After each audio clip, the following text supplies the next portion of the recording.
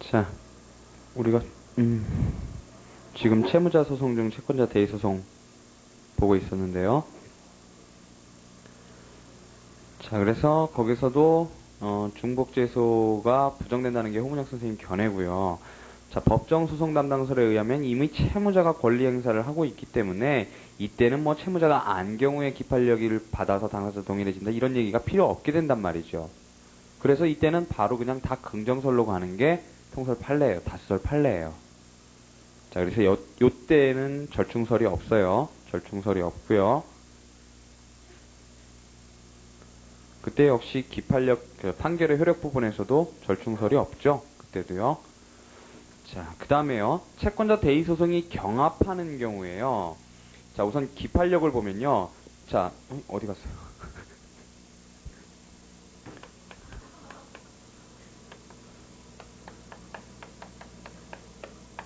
그래서 병이 의뢰하고 있고 그 다음에 그때 정이 의뢰대해서 대위 소송을 제기한단 말이죠. 그러면 얘하고 얘 사이에 기판력이 미치면 당사자 동일이 인정이 되겠죠. 그렇죠? 그 다음에 이시훈 선생님 견해에 의하면 반사유가 미쳐도 당사자가 동일해 준단 말이에요. 물론 여기 명시적으로 써놓지는 않으셨지만요.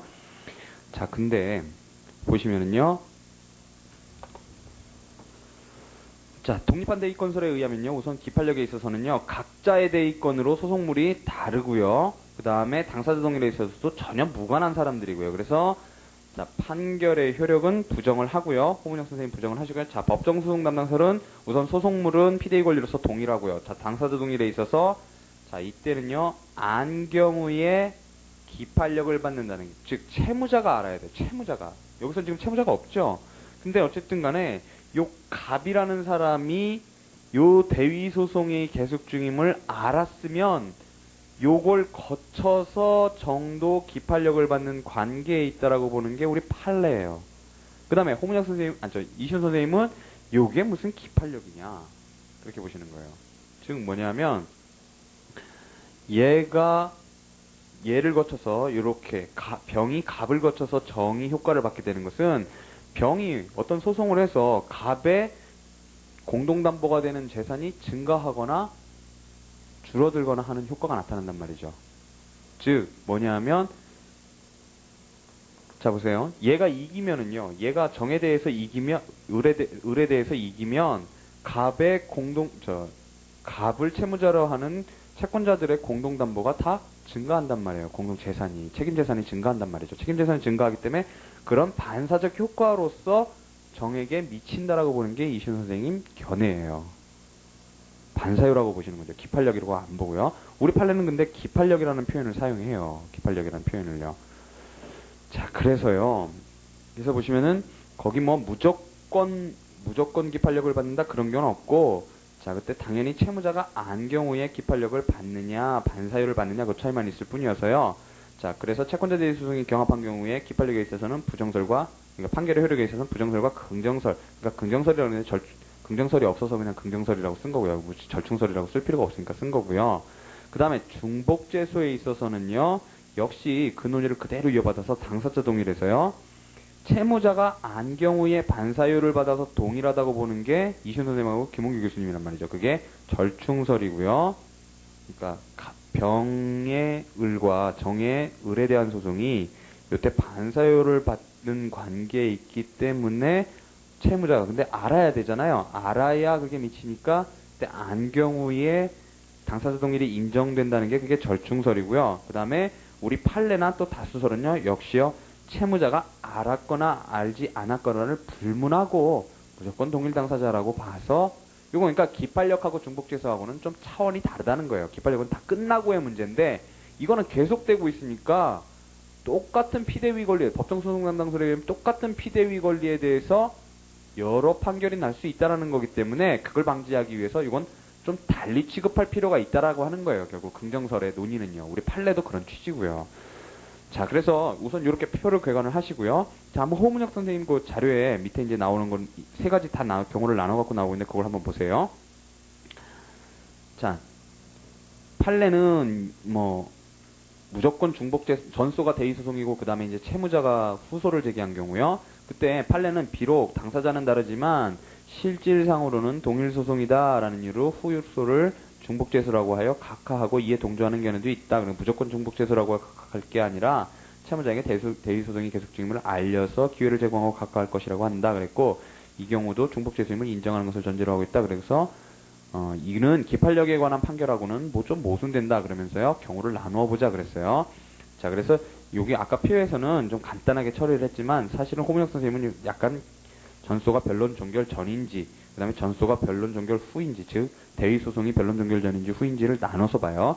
자, 전소가 변론 종결 전이면 채권자의 대위 청구는 민법 404조 1항에 해석상 요구되는 채무자의 권리 불행사 요건이 불비되었다고 보아야 한다. 그것은 대위권 행사 요건 구비 시점이 변론 종결 시인데 이미 채무자가 후소로서 지금 자기 채권을 행사하고 있다는 거죠. 그래서 그러므로 이러한 경우는 비록 채권자의 대위소송이 먼저 계속하였어도 이는 실체법상 대위권 행사 요건 불비로 전소 청구 기각해야죠. 채무자의 소송이 뒤에 계속됐다 그래서 이를 중복죄수로 소각화 판결하면 안 된다. 이게 부정설이고요. 그 다음에 전소가 변론 종결 후면 대위소송은 영향이 없고 채무자의 소송은 별수로 존속한다 그랬어요. 그러나 채권자 대위 소송이 소송 담당이 아니라고 하면 기판력 문제는 발생을 안 하니까 별로 뭐 문제 안 된다. 이렇게 되는 거고요. 요거는 그냥 방론으로 취급하시고요. 앞에 얘기를 주된 얘기로 받아들이시면 돼요. 그 다음에 후소가 대위 소송인 경우요. 그 경우는요. 역시 이런 경우는 둘째 줄 끝에요. 채무자가 이미 자기 채권을 행사하고 있었으므로 민법 404조 1항의 해석상 요구되는 권리불행사 요건이 불비되었다. 그러므로 중복제소가 아니라 역시 후소인 대위소송을 이유 없다고 해서 기각하자 이렇게 가는 거고요. 그 다음에 자 채권자 대위소송이 경합되는 경우요. 자 그때도요 줄친 부분 보시면요. 이처럼 판결의 기판력이 채권자에게 미친다거나 그 반대가 된다고 볼 근거가 없다 그랬고 그거는 이제 근거가 없다. 기판력의 인적 범위에 관한 어느 규정을 보아도 이러한 경우는 포함되어 있지 않다. 즉 병과 정가의 관계가요. 기판력이 미친다는 그런 기판력 확장 규정은 전혀 없다라는 거예요. 그래서 따라서 이처럼 다른 채권자의 제소는 중복제소가 아니다 그랬고요. 그래서 맨 밑에 줄에 보시면 대위소송의 소송물은 채권자 대위권 행사라고 보는 것이 타당하므로 이러한 사건에서는 각기 다른 대위권 행사이므로 소송물이 다르며 따라서 중복소송이 되지 않는다. 그래서 앞에는 당사자 동일도 인정 안 되고 뒤에는 소송물 동일도 인정 안 된다. 이런 논의가 써 있는 거고요. 그 다음에 채권자 대위 소송에서 아까 긍정설이 있었는데요. 긍정설이 이제 다수를 판례였는데 거기서 강현준 교수님이 왜 긍정설을 취하시느냐 그러면요. 자, 채권자 대위 소송의 판결 효력이 채무자에게 미치는가 여부는 기판력의 문제이므로 소극적 소송 요건인 중복된 소재기와 경우와 같이 볼 필요는 없는 것으로서 기판력이 어긋날 가능성을 방지하려는 판결의 모순 저촉을 방지하려는 중복된 소재기의 금지 취지에 비추어 오히려 채무자가 대위소송 제기 여부를 아느냐에 관계없이 이때는 일률적으로 금지하는 판례가 타당하다 그랬어요. 논거가 뭐예요? 중복소재기 금지, 중복제소 금지의 취지인 판결의 모순 저촉 방지라는 거예요. 그래서 아는지 모르는지에 관한 기판력에 관한 논의와는 관계없이 일률적으로 금지를 하자라고 하는 거예요. 그게 긍정설이고요. 자, 그래서 책으로 돌아오시면은요. 자, 우리 한번 그 부분을 다시 봐요. 그런 개념상에서요.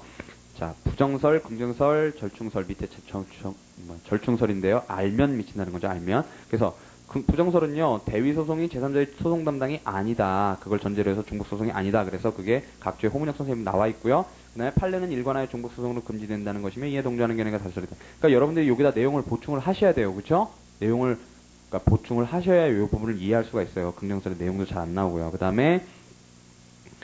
다음에 그거는 그 긍정설은 기판력에 관한 태도하고는 안 맞고 또 그 다음에 제소금지에 관한 거하고도 안 맞는다 그랬어요. 제소금지도 알면은 동일하다는 거거든요. 근데 그건 나중에 보실 거고요. 맨 밑에서 셋째 줄에 채무자가 알았을 대로 한정해야 그래야 기판력하고도 맞고 그 사실을 모르는 채무자라면 알려주고 그 중복제소로서 각하하자. 요게 절충설이고요. 절충설 내용은 자세히 나와 있죠. 그쵸? 근데 이제 긍정설하고 부정설 내용이 조금 불충분한데 부정설 같은 경우는 여러분들이 이제 채권자 대위 소송의 성질에 관한 논의로다가 끌고 가시면 돼요. 그 다음에 이제 긍정설 내용 보충을 하시고요. 그 다음에요. 두 번째로 채무자 자신이 먼저 권리 행사하고 그 다음에 채권자 대리 소송이 제기된 경우요. 그때 판례는요. 중복 소송에 해당된다고 본 예가 있으며 통설도 그러하다. 그래서 이게 긍정설이죠. 슬래시를 딱딱 끄시면요. 그러나 채권자의 대의권 행사의 요건 불비라고 하여 청구 기각이 마땅하다는 반대설. 그리고 그게 호문혁 교수님이죠. 그러니까 그 옆에는 긍부 이렇게 써놓으시고요. 점일 옆에는 긍부절 이렇게 세놓으시고요. 나중에요. 표시를 해두세요. 그 다음에 채권자 대리소송이 경합하는 경우에요. 자, 판례는 중복소송이라고 한다. 대리소송 경합 그리고 슬래시 딱딱 끄시면요. 중복소송이 아니라는 반대설이 있다. 슬래시 딱딱 끄시고요. 그게 홍문혁 교수님이죠. 그 다음에 기판력에 관한 문제와 일관을 해야 되는데 일관하려면 채무자가 여기 병의 소재기를 한 것을 알았을 때에 다시 다른 정의 제기한 대리소송이 중복소송이 된다고 봐야 한다. 그러니까 이 논의 속에는 뭐가 들어있는 거예요? 판결의 효력을 받으면 당사자가 동일해진다라는 말이 이 안에 들어가 있는 거예요. 사실은 잠재되어 있는 거예요. 그거를 주의를 하시고요. 자, 당사자 동일에는 그러니까 별 문제가 없죠. 대의소송만 주의를 하시면 돼요. 대의소송 세 가지만 주의를 하시면 되고요. 일단은 시작은 기판력으로부터 출발한다는 점하고 소송물 동일에서는 법정소송 담당서라고 독립한 대의건설 요 얘기를 써주시는 거 하고요. 그래야 답안이 논리적이에요. 중복재소 이렇게 나왔을 때 중복재소에 해당하는 거 아닌가 그래갖고 그냥 이렇게 긍부절 이렇게 쓰시지 마시고요. 소송물 동일하고 당사자 동일을 나눠서 쓰세요. 나눠서. 그럼 답안이 더 풍부하잖아요. 네, 그것도 눈치를 보시면은 이거를 다 쓸까 아니면 줄였을까 이렇게 보인단 말이에요. 논점이 얼마나 정도 되느냐에 따라서요. 자, 그 다음에요. 자, 청구의 동일은요. 아까 보신 것처럼 자, 반가로 1에 나오는 게 원칙이에요. 원칙이고요. 반가로 2부터 나오는 게 확장이에요. 확장을 한번 보시면은요. 자, 첫 번째로 A에 나오는 게 동그라미 1 상계항변이고요. 그 다음에 B에 나오는 게요. 동일관계에 관하여 청구 취지를 달리할 때 그러면서 심판 형식의 차이가 나오죠. 심판 형식의 차이가 나오고요. 그 다음에 C에 보시면 일부 청구와 잔부 청구가 나와요. 이건 소송물 동일 자체 문제라 그랬어요. 그 다음에 247페이지 보시면 중복 소재기 금지 원칙의 확대 시도 이렇게 나오죠. 자, 요게 그러니까 동일 평면 안에 있는 것처럼 쫙 써 있지만 우리가 구분을 해낼 수 있다라는 거예요. 그럼 체계적으로 이해가 되죠. 체계적으로. 자, 원칙 보시면은요. 결국은 소송물 이론 여기 써 있어요. 아까 원칙 부분에서 문제되는 게 소송물 이론하고 일부 청구였는데 일부 청구는 뒤로 가 있고요. 지금 소송물 이론만 이 앞에 나와 있어요. 자, 청구 취지가 같아도 청구 원인을 이루는 실체법상의 권리가 다르다면 동일 사건이 아니라는 것이 구이론 그랬어요. 그러니까 여기서는요. 구이론에 동그라미 치시고요. 밑에 줄에 불법행위 그 다음에 그 줄 끝에 계약불이행 줄 치시고요. 밑에 줄에 신의론 요거만 동그라미 치시면 무슨 얘기인지 아시죠? 그죠?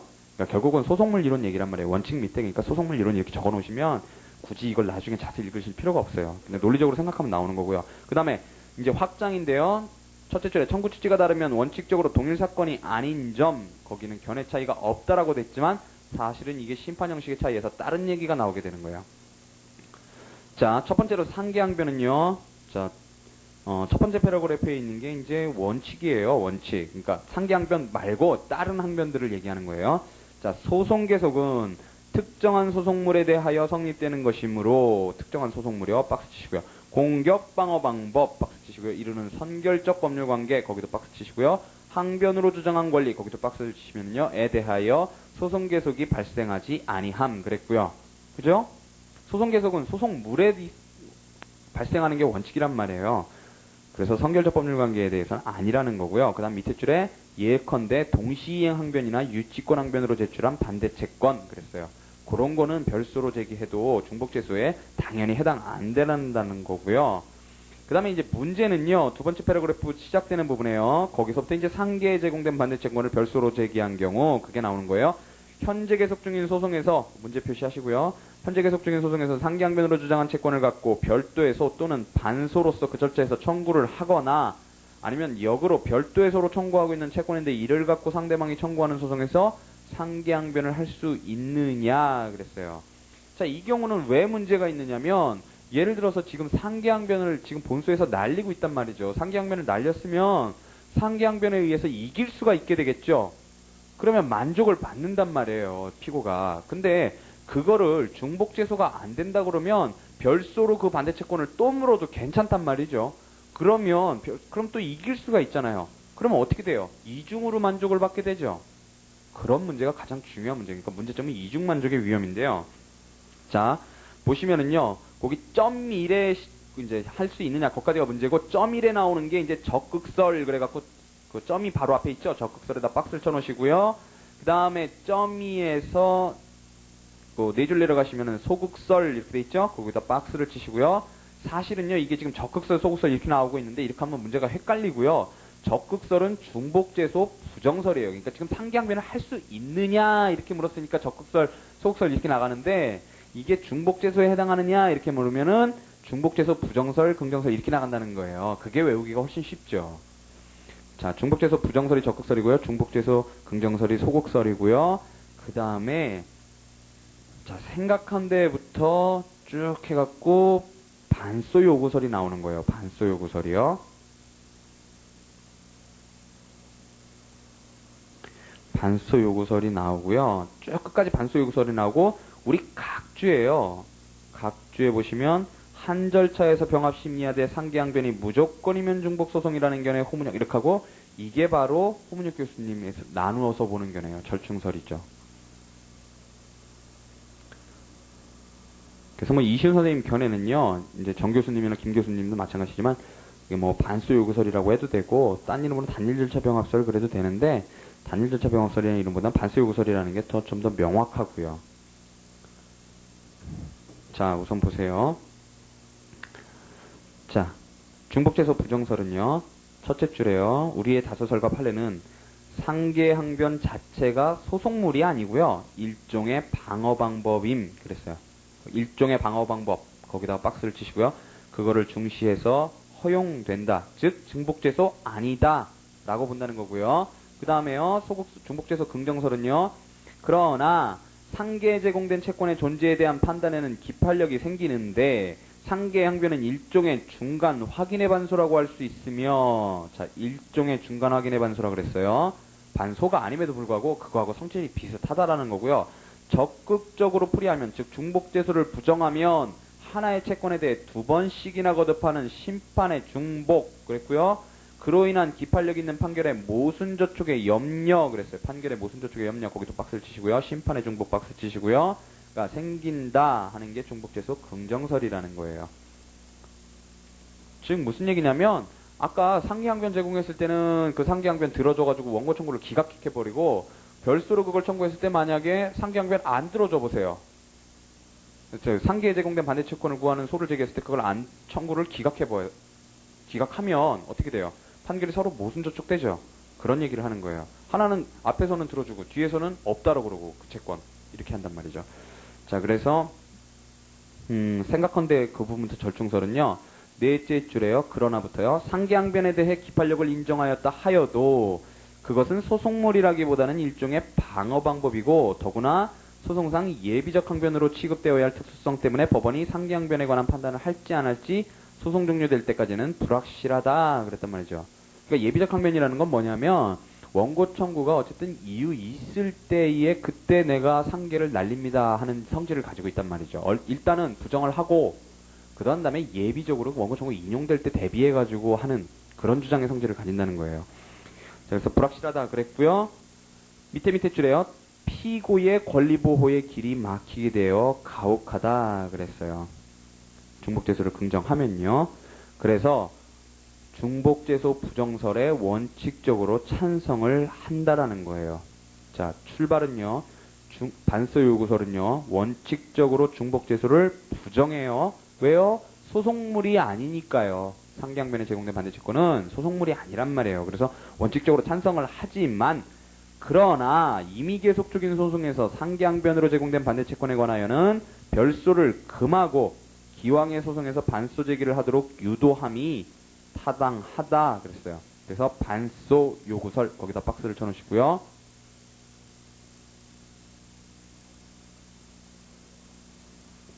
그러나 밑에 맨 마지막 줄에요.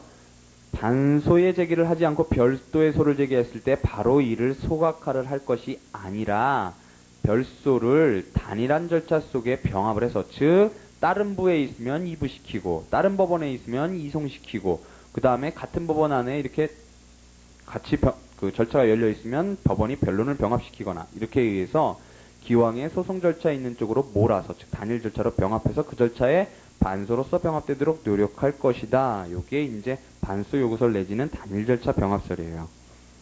근데 이제 단일 절차 병합설이라는 거는 홍문혁 교수님하고 좀 견해를 그시려면 반소 요구설이라는 명칭을 쓰시는 게 좀 더 정확해요. 그 다음에 이제 각주에 나와 있는데, 그 전에요, 우리 중복제소 부정설에 대해서요, 우리 판례가 그 각주 2번에 나와 있어요. 왼쪽 페이지에. 그래서, 자, 갑이 을을 상대로 1,000만원을 별도의 소로 청구하는데, 한편으로 을이 갑을 상대로 한 소송에서 갑이 을에 대한 위소고 채권 1,000만원을 자동채권으로 상기항변했을 때, 갑의 을에 대한 별도의 소를 을의 갑에 대한 소송의 이부 이송 또는 변론병합에 의해 단일절차 병합시하는 것이 판결의 모순저촉 방지와 소송 경제를 위하여 바람직하기는 하지만 그렇게 안 됐다고 해서 그와 같은 상기항변이 부적법해지는 것은 아니다 그랬단 말이죠. 즉 중복제소 부정설의 입장은 그대로 견지를 하고 있어요. 그렇지만 최근 판례에서 이시훈 선생님의 이런 얘기들을 갖다가 판결 이유 속에서 이렇게 도입을 해서 서시를 한단 말이죠. 자, 그렇고요. 재판 요지 속에서 그걸 판시를 하고요. 그 다음에 자, 이제 절충설 내지 이제 홍문혁 선생님 견해가 안 나와 있는데요. 그 우리 자료에 보시면은요, 27페이지에 자, 상기항변에 대해서요. 자, 뭐라 그랬냐면요. 전수에서 방어 방법으로 상기항변 제출하고 별수로 그 채권 청구했을 때 문제가 된다. 이는 상기항변에 대한 판결은 기판력 생기므로 만일 이를 방어 방법인 항변에 불과하다고 하여 별수를 인정하면 두 소송에서 각기 모순되는 판결이 확정돼서 기판력 저촉이나 이중만족의 위험이 생기기 때문이다. 다 들어주면 이중만족, 그게 하나 안 들어주고 하나 안 들어주면 기판력 저촉이란 말이죠. 그래서 소국설은 이런 위험성 때문에 중복제소라고 하여 후소를 각하해야 한다고 주장한다. 중복제소 긍정설이죠. 중복제소 부정설은 상기항변 자체에는 소송 계속 안 생기니까 또 대부분의 상기항변은 예비적 주장이니까 청구기각 판결이 선고되면 그 항변에 대해서는 판결이 없을 수도 있는데 별수를 중복제소라고 해서 각하하지는 말자. 그게 중복제소 부정설이고요. 그 다음에 절충설은요. 원칙적으로 적극설을 지지하면서 상기항변으로 주장된 자동채권에 대해서는 별수를 금하고 동일 절차 내에서 반소 제기를 요구할 것이라고 한다. 이게 이제 반소 요구설이죠. 그러나 어느 설도 다 문제가 있다. 긍정설이나 부정설은 서로 대칭되는 문제점이 있고 그 다음에 그 반소 요구설은요. 법원이 당사자에게 반소 제기를 요구하는 것은 처분권주의 위배임을 간과하였다. 그랬단 말이죠. 그러니까 소제기라는 거는 절차 개시의 측면인데 절차 개시는 처분권주의 가장 중요한 요소 중에 하나란 말이죠. 근데 절차 개시를 갖다가 반소 제기를 피고에게 강제할 수는 없다는 거예요. 그거 강제하면 처분권주의에 반한다는 거고요. 그래서 간과했다. 그리고 우리나라에서는 두 소를 이부 이송 등으로 병합하여 심리하도록 하되 요 측면에서는 단일 절차 병합설의 의미가 같이 들어간단 말이죠. 그렇지만 그것이 불가능하면 경우를 나누어서 상기항변이 조건부라면 즉 예비적이면 후소를 적법한 소로 허용하고 그게 무조건적이면 중복제소로 처리하는 것이 가장 부작용이 적을 것이다 그랬어요. 즉 무슨 얘기냐면 이제 피고가요. 저 사람 말 다 틀려요. 저 사람이 저한테 지금 대여금 채권 5천만 원을 구하고 있는데요. 그 채권은 이미 제가 변제를 해서 소멸을 했어요. 라고 얘기를 한단 말이에요. 하지만 이 변제가 만약에 인정이 안 되면은요. 그러면 제가 쟤한테 지금 가지고 있는 1억짜리 채권이 있는데 그거 갖고 상기항변 할게요. 이렇게 말한단 말이죠. 그럼 예비적으로 주장하는 거란 말이에요. 그럴 때는 중복제소로 보지 말고 그럴 때는 중복제소로 그거를 갖다 또 별수로다가 제기했을 때요. 그거를 때는 중복제소로 보지 말고 상기항변을 날릴 때 무조건 날리면 그러니까 처음부터 그런 얘기 안 하고 무조건 상기항변 합니다. 나 1억 갖고 깨겠습니다. 이렇게 하고 얘기를 한단 말이죠. 1억 갖고 상기합니다. 이렇게 얘기를 하면 그러고 나서 또 별수에서 그거를 제기를 하면 그때는 중복제소를 인정해 주겠다는 거예요. 그게 홍문혁 선생님 견해예요. 우선 그러니까 요약을 하면 뭐예요? 단일 절차로 병합은 하자. 하지만 단일 절차 병합이 처분권주의에 반하니까 강제할 수는 없단 말이에요. 물론 이제 변론 병합시키는 경우도 있겠지만 그러니까 뭐 반소를 제기하라고 요구를 할 수도 없고 그다음에 이부 이송 그다음에 이 변론 병합 이런 거는 법원이 하는 거니까요. 원칙적으로 법원이 하는 거니까 안 해줄 수도 있다. 안 할 수도 있단 말이죠. 그러니까 원칙적으로 그렇게 가지만 반소 요구라는 말은 절대로 안 하시죠. 하지만 그게 불가능할 때는 상기항변이 조건적인가 무조건적인가를 나눠서 가자는 게 그게 홍문혁 선생님 견해. 그거를 제가 이제 절충설이라고 부른 거고요. 그러니까 학설이 4개 있어요. 긍부절하고 반소 요구설하고요. 자, 반소 요구설은 출발점이 어디예요? 중복돼서 부정설로부터 출발을 하는 거예요. 중복돼서 아니라는. 왜요? 소송물이 아니니까요. 공격 방법에, 방어 방법에 불과하니까요. 소송 계속이 인정이 안 돼 있잖아요. 그죠? 원칙적으로요. 그런 취지고요. 자, 그 다음에요. 중요한 거요. 동일 권리 관계에 관하여 청구 취지를 달리할 때 그랬어요. 자, 그래서 심판 형식의 차이 그랬는데 아까 분명히 이시훈 선생님이 뭐라고 그러셨냐면 청구 취지가 다르면 원칙적으로 동일 사건이 아니다. 그리고 견해 차이 없다. 이렇게 말씀하셨단 말이죠. 근데 그럴 때 왜 원칙적으로라는 말을 쓰셨냐면 바로 요걸 염두에 두고 원칙적으로라는 말을 쓰신 거예요. 근데 여기도 이제 견해가 4개가 대립되는데요. 우선 문제는요. 첫째 줄에서 넷째 줄까지요. 예를 들면 금 100만 원에 아니 고전에요. AA요. 자, 요거는 동일 권리에 관해서 원고가 적극적 확인을 하고 피고가 소극적 확인하는 경우. 즉 갑이요. 갑 소유권 존재 확인 청구를 을에 대해서 하니까 을이 갑에 대해서 갑 소유권 부존재 확인을 날리는 거예요. 똑같은 권리에 대해서요. 자, 그때는요. 둘째 줄에 피고가 원고 청구 기각을 구하는 것 이상의 의미가 없기 때문에 동일 사건이다 그랬어요.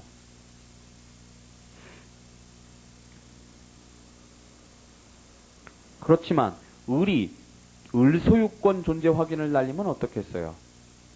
그건 아니죠. 그건 중복죄수라고 인정할 수 없단 말이죠. 그때는 동일 사건 아니다 그랬고요. 자, 이제 책에 새로 들어간 내용이 판례는 채권자가 채무 인수자를 상대로 채무 이행 청구를 한 소송이 계속 중에 채무 인수자가 그 채권자를 상대로 그 채무 부존재 확인 청구를 하는 것은 중복죄수는 아니나 후소는 소의 이익이 없다고 했다. 그리고 2001-2246 이렇게 나와 있죠. 새 책이에요. 없어요? 예. 있는 부분이요. 그게 AA에 가 있지만요. 그게 사실은 BB에 관한 얘기예요. BB에 관한 얘기예요. 그게 지금 적극적 확인 청구와 소극적 확인 청구에 관한 얘기가 아니라 하나는 이행 청구, 하나는 부존재 확인 청구란 말이죠. 그거는 BB로 가야 돼요. BB로. 자,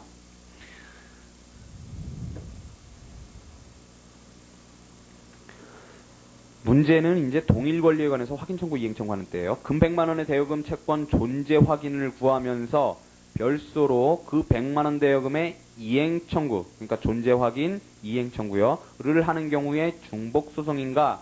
그와 반대로 먼저 이행 청구, 후에 확인 청구를 하는 경우도 같은 문제가 생긴다 그랬어요. 근데 자, 제1설은 무시를 하시고요. 우선 중복죄소 부정설이 나오는데 그게 처음에 나오죠. 청구 취지가 서로 다르므로 중복 소재기로 처리할 문제가 아니라는 견해도 있지만 고까지 가요. 중복죄소 부정설이에요. 각주를 보시면 호문혁 교수님은 확인해서는 전소이든 후소이든 막론하고 권리보호자 객결례로 각하된다 이렇게 했어요. 그 다음에요. 자, 제1설은 무시를 하시고요. 지워버리시고요. 제2설이 이제 절충설, 첫 번째 절충설 1이에요. 이행해소가 먼저 제기된 경우에 후수로 확인해소를 제기하는 것은 동일 사건 맞다라는 거예요. 왜요? 이행 청구 속에는 확인의 의미도 포함되어 있죠. 우리 앞에서 봤었어요. 그런데 확인해소가 먼저 제기되었을 때 그것보다 큰 이행해소를 제기하는 경우에는 후소는 전소와 동일 사건이 아니다 그랬어요. 이거는 이제 절충설에 나눠서 보는 거죠. 나눠서 봐요.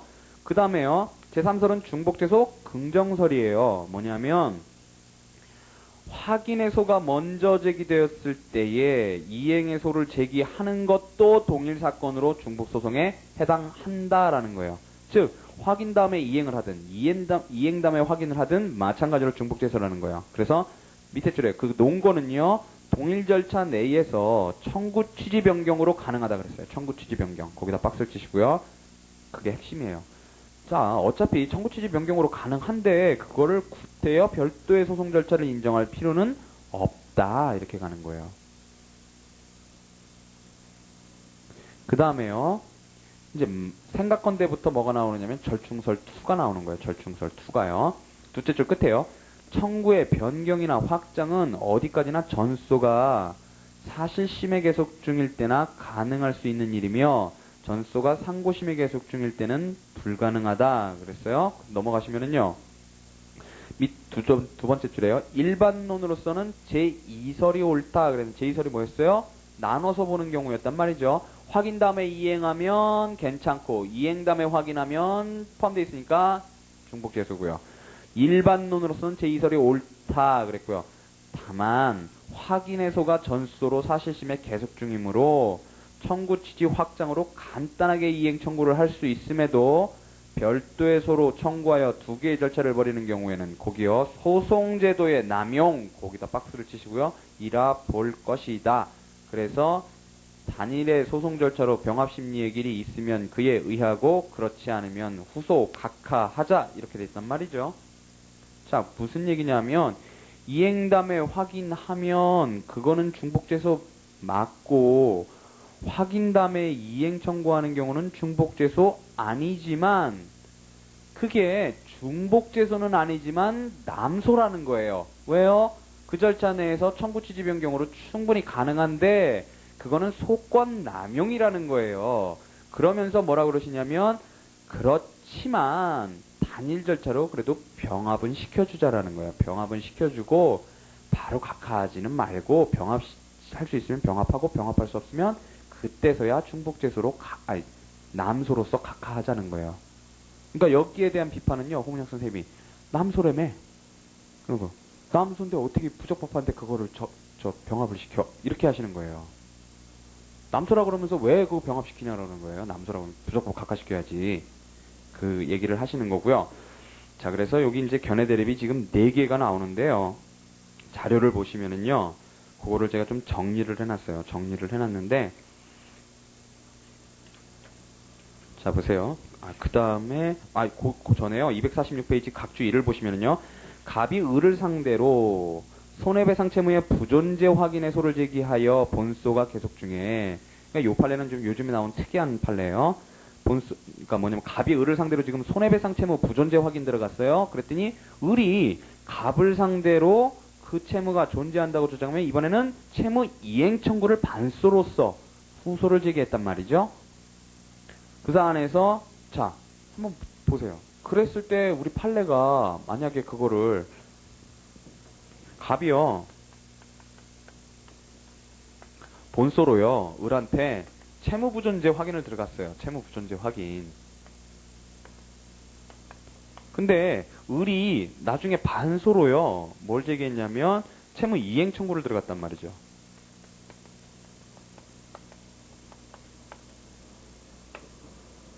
그죠? 근데 이거는 좀 중복재소라고 하기는 좀 그런데 어쨌든 우리 판례 취지는 뭐냐면 여기서 중복재소다 아니다 그런 얘기를 했다기보다 무슨 판시를 했냐면 요거 때문에 요게 먼저 제기된 요게 부적법해지지는 않는다 그런 거예요. 소급해갖고 그런 판시를 한 거예요. 요거 때문에 그러니까 그걸 뒤집어서 말하면 만약에 거꾸로 제기됐으면은 순서가 거꾸로였으면은 어쩌면 중복재소가 될지도 모른다라고 판시했을지도 모르지만 그건 어쨌든 판시는 안 했단 말이에요. 그런 말은 안 했고 어쨌든 요것 때문에 요게 부적법해지지는 않는다라고 판시를 했다는 거예요. 그러니까 여러분들이 판례 태도를 쓰실 때는요. 요거 심판 형식의 차이에서 판례 태도를 쓰실 때는 두 가지 판례를 쓰셔야 돼요. 두 가지 판례. 하나는 요거고요. 요런 판시도 있고 또 하나 판례는 아까 BB의 문제라고 했던 거요. AA의 문제가 아니라 BB의 문제라고 했던 그 판례를 쓰셔야 돼요. 뭐냐면 자 갑이 을에 대해서 채권을 가지고 있고요. 을의 채무를 병이 채무 인수를 했단 말이죠. 그랬을 때 그 판례는 뭐냐면 자 갑이요.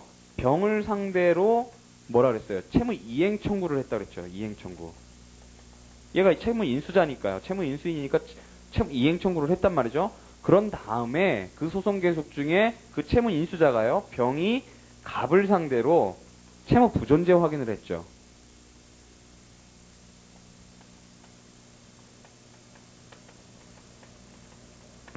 그러니까 동일 권리에 대해서 지금 하나는 이행해소고요. 하나는 확인해소란 말이에요.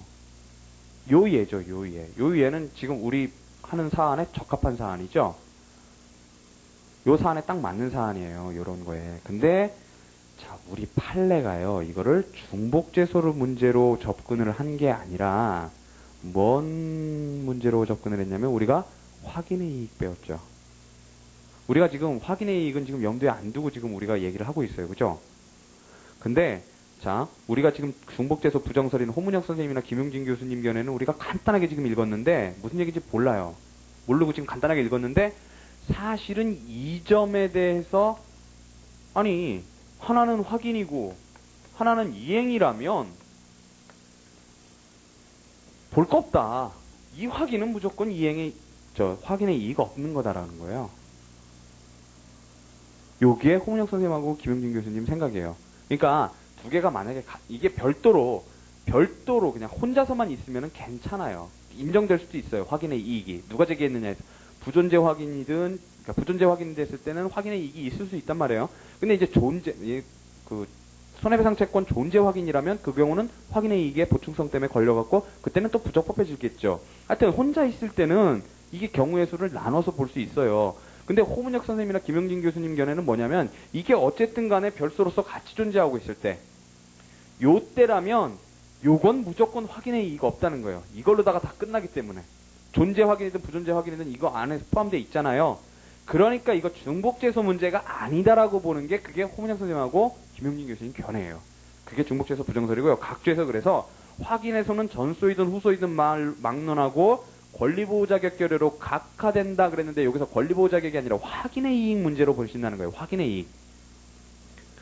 권리보호 이익이죠. 권리보호 자격이 아니라요. 확인의 이익이요. 자, 그래서 여기 책이 좀 지저분하게 이렇게 돼 있는데요. 한번 보세요. 자, 심판 형식의 차이 그래갖고 자료집에요. 자, 일설 그래갖고 이게 절충설 원이에요. 그리고 제가 거기 괄호 열고 부적법 범위 그래갖고 이거는 이해하시는데 도움이 되게 그러면 이게 중복재소로 된다는 범위 내지 후소가 얼마나 부적법한가 그 범위를 적어놓은 거예요. 그게 범위가 점점점 넓어지는 형태에 있기 때문에요. 자, 보세요. 첫 번째는요. 이행해소 뒤에 확인해소를 제기하면 중복재소가 되나? 확인해소 뒤에 이행해소를 제기하면 중복재소 안 된다. 그래서 왜요? 새로운 내용이 추가되니까. 그게 제일 좁게 보는 거고요. 제일 좁게 보는 거고요. 후소의 부적법 범위를요. 그 다음에요. 제 2설은요. 이행 청구를 하려면 확인해소에서 청구 취지를 확장하는 것이 가능하므로 청구 변경이죠. 별소를 제기할 필요가 없고 따라서 확인해소 뒤에 이행해소를 제기해도 중복재소가 된다 그랬어요. 이게 더 넓게 보는 거죠. 더 넓게 보는데 가장 넓게 보는 거죠. 이게 그죠? 가장 넓게 봐서 무조건 하여튼 이행 청구 뒤에 확인 청구를 하든 확인 청구 뒤에 이행 청구를 하든 심판 형식 차이면 무조건 중복재소다 이렇게 보니까 가장 넓단 말이에요. 부적법 범위가요. 그게 2번이고요. 그 다음에 3설은요. 자, 아까 이시훈 선생님 견해 뭐라고 그랬어요? 원칙적으로 제 1설에 찬성하신다 그랬죠? 찬성해서 확인해소 뒤에 이행해소를 제기하는 것은 중복재소가 아니지만 후소인 이행해소가 남소에 해당하므로 병합을 일단 시키고 병합이 안 되면 각하하자라는 거였어요. 그 다음에요. 네 번째는요. 요게 이제 부정설인데요. 심판의 형식이 다른 경우에는 청구 취지가 서로 다르므로 소송물이 달라 중복재소가 될 수 없잖아요. 그쵸? 없는데 이행해소나 형성해소와 동시에 계속 중인 확인해소는 재해소의 전후를 불문하고 권리보호 자격이 결여되어 확인해소의 보충성이요 각하되어야 한다 그랬어요. 확인의 이익이 없다라고 보는 게 이게 부정설이고요. 자, 판례 태도는요. 거기 두 가지를 써놨죠. 그래서 99-17401 그거 하고요. 우리 아까 좀 전에 봤던 본소 반소 그 얘기요. 본소가 뒤늦게 제기된 반소에 의해서 그 본소가 부적법해지는 것은 아니다라고 했던 그 판시하고요. 그 다음에 아까 우리가 BB의 문제라고 했던 그 판례요. 자세히 읽어볼게요. 채권자가 채무이수자를 상대로 제기한 채무이행 청구 소송과 채무이수자가 채권자를 상대로 제기한 원래 채무자의 채권자에 대한 채무부존재 확인 소송 이게 후소인데요.는 청구 취지와 청구 원인이 서로 달라 전소와 후소의 동일성을 인정할 수 없으므로 그랬어요. 후소가 중복재소에 해당한다고 할 수 없다. 이와는 별도로 채무인수자를 상대로 한 채무이행 청구 소송 계속 중에 채무인수자가 별수록 그 채무의 부존재 확인을 구하는 것은 소에 이익이 없어 부적법하다. 자, 중복재소는 아니고 소에 이익이 없다 해서 자, 허 교수님하고 김영진 교수님은 봐라. 우리 판례도 소의 이익 문제로 접근을 하고 있지 않냐. 확인의 이익 문제로 접근하고 있지 않느냐 라고 보는 거예요. 저는 개인적으로 이게 맞다고 봐요. 이게 맞는 것 같아요. 자, 그 다음에요. 검토 및 사안의 경우는요. 자, 거기서 이행해서 확인해서는 어느 소를 먼저 제기하든 다른 제도, 즉 확인해서의 보충성이나 소의 이익에 의해 부적법하게 될 수는 있을지라도 청구 취지가 다르기 때문에 중복제소에 해당하지도 않는다. 다만 이행의 소의 계속 중에 확인의 소를 제기하면 확인의 이익이 없으므로 후소를 부적법각하여야 하며 확인의 소의 계속 중에 이행의 소를 제기하면 이행의 소는 적법하고 확인의 소의 이익이 소멸되어 전수를 부적법각하여야 한다. 전제는요. 하여튼 두 개가 같이 제기된 경우에요. 두 개가 다 소송 계속이 있는 경우에요. 그 다음에 예. 그래서 요거를 참고로 하셔서요. 여기 학설 4개를 만들어 놓으시고 제 1설은 지워버리세요. 요거 찍었어요. 그 다음에요. 이제 소송물 자체의 문제로서 일부 청구와 잔부 청구 문제가 나와요. 자, 요거는 뭐냐면, 자, 일부 청구 계속 중에 잔부 청구를 하는 경우예요. 그래서 괄호 안에 보시면요. 갑이 을 상대로 8천만 원의 장래 총 기대 수입 손해금 중 일시이익 말하는 거죠. 6천만 원의 노임 및 상여금 부분만 소재기하여 소송 계속 중인데 나머지 2천만 원 퇴직금 부분을 별도의 소로 청구하는 경우 이때 중복제소가 되겠는가 하는 게 문제고요. 자, 여기 견해가 3개가 나오는데요. 자세히 얘기하면 4개고요. 이제 하나로 합치는 게 우리가 좀 편해요. 3개로. 그래서 뭐냐면 이렇게 생각을 하세요. 여기도 긍정설, 부정설, 절충설이 있다고 생각을 하세요. 근데 그 중복제소 부정설을 부르기를 단일 절차 병합설로 부른다. 이렇게 생각을 하세요. 그러니까 자 우선 볼까요? 자, 점 1에 나오는 게요. 2줄 내려가시면은 중복소송설 이렇게 나와 있죠. 그게 중복제소 긍정설이고요. 강현준 교수님, 송상현 교수님이고요. 그 다음에 거기 점 2에 나와 있는 게요. 맨 끝에 명시적 일부 청구설 이렇게 나와 있죠. 2줄 밑에 끝에요. 명시적 일부 청구설. 그게 절충설이에요. 절충설이요. 명시설 절충설이에요. 그러니까 앞에 게요. 중복제소 긍정설이고 중간게 절충설이고요. 그 다음에 그 밑에 줄부터 점 3까지가 검토예요. 검토. 그 다음에 점 3에 나오는 게요. 그게 중복제소 부정설이자 단일절차 병합설이에요. 중복제소 부정설이자 단일절차 병합설이에요. 긍부절이에요. 사실은 긍부절이요. 자, 한번 볼까요? 자, 점 1에 보시면은요. 다수설은 일부 청구의 계속 중에 잔부 청구를 하는 것은 여기 똑같은 얘기 나오죠. 동일소송 절차에서 청구 취지 변경 그랬어요. 청구 취지 변경 박스 치시고요. 으로 가능하니까 중복제소다. 그냥 이렇게만 얘기하세요. 그냥. 그 다음에요. 명시설은요.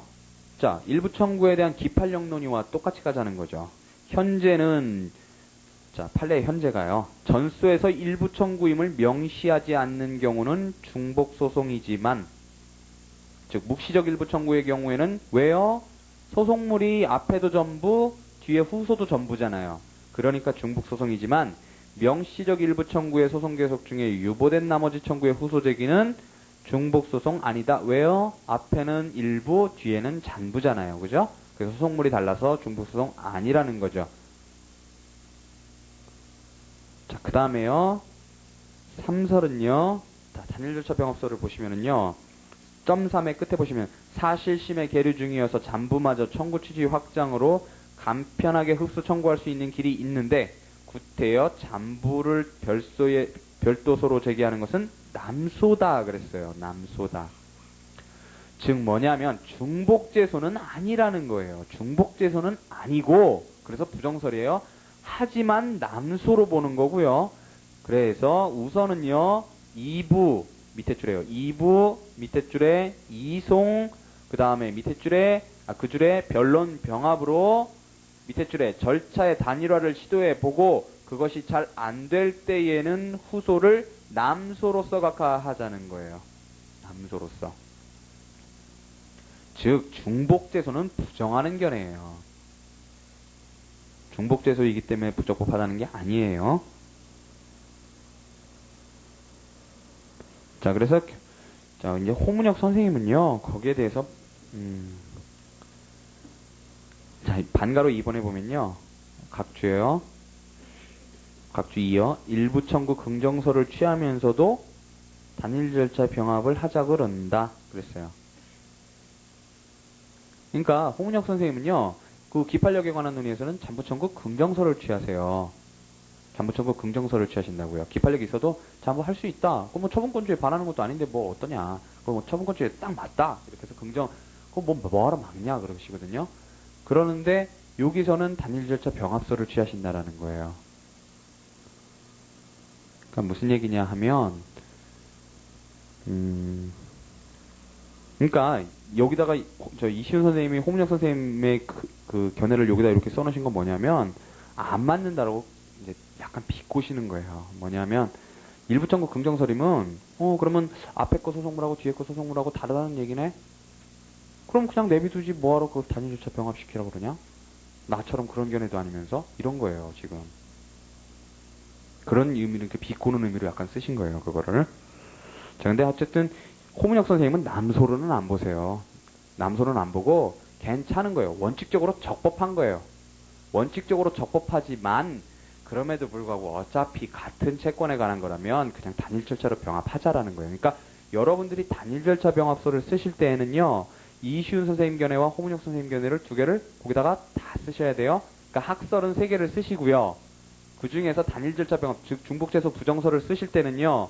홍문혁 선생님의 견해, 즉 중복재소도 아니고 남소도 아니고 다만 단일 절차로 병합하자라는 견해가 있는가 하면 중복재소는 아니지만 남소기 때문에 단일 절차로 병합을 일단 시도해보고 안 되면 그때서야 비로소 남소니까 각하하자라는 견해가 있다. 이렇게 두 가지를 단일 절차 병합서를 내서 쓰시라고요. 이거를 지금 뭐 수험가에서 일반화된 견해는 지금 나눠서 쓰잖아요. 두 개를 나눠서 쓸 필요가 없어요. 어차피 둘 다 중복재소는 아니라는 견해고 중복재소에 초점을 맞추면 부정설이에요. 부정설. 부정설이고 그 안에서 두 개를 처리하시라고요. 그 다음에 검토를 한번 볼까요? 검토를 보시면은요. 그 명시적 일부 청구서를 바로 밑에요. 자, 첫 번째요. 동그라미 1.